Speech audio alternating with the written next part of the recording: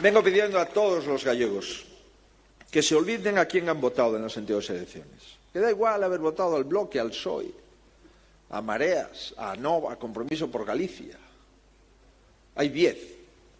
No voy a perder mucho el tiempo en nombrarlos, que si no, agoto a la gente.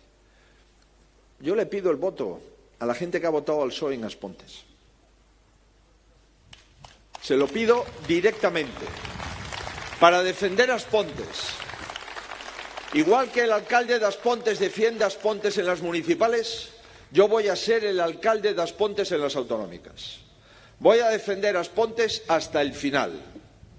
Y me voy a poner de acuerdo con el alcalde de As Pontes para seguir defendiéndola hasta el final.